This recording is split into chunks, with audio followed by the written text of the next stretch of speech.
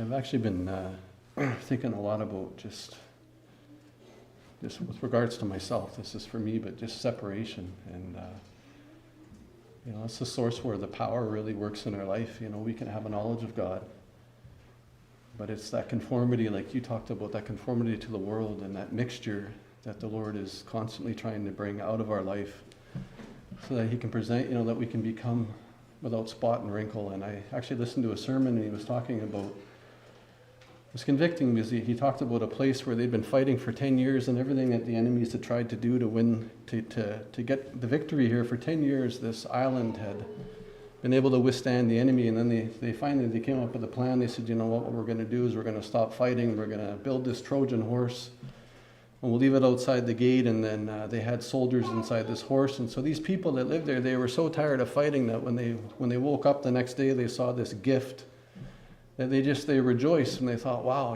this is great. And I guess in that time, if the battle was over, you would present a gift. So they thought that their enemies had decided that they weren't going to fight anymore, and so that they decided to bring this horse into the city, and then they had a big party. And anyway, there were soldiers in the city, and so when it was nighttime, they came out, and almost everybody died.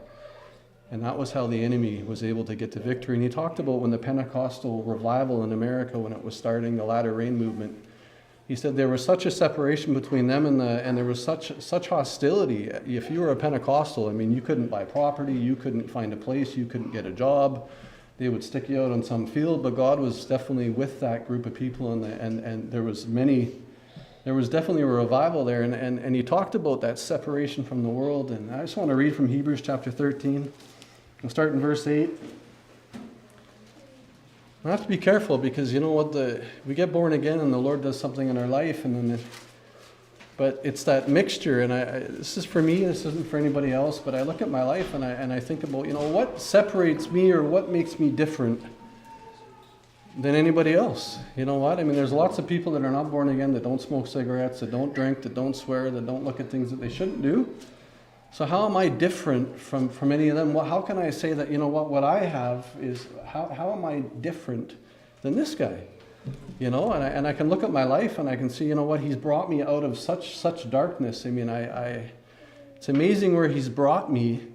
But you think about, when the Lord gave Israel into captivity to Babylon, when it was time for the king, he made a decree that they could go back and that they could rebuild the temple of God. Not everybody left. There was a large number of them that were comfortable living in captivity. They'd lost a connection to where they came from, and they were content with where they were at, and they decided to live there. And that's a terrible thing. And we'll just start in verse 8. It says, Jesus Christ is the same yesterday, today, and forever. Do not be carried about with various and strange doctrines, for it is good that the heart be established by grace, not with foods which have not profited those who have been occupied with them. In verse 10, we have an altar from which those who serve the tabernacle have no right to eat. For the bodies of those animals whose blood is brought into the sanctuary by the high priest for sin are burned outside the camp. Verse 12 and 13 were the main verses here.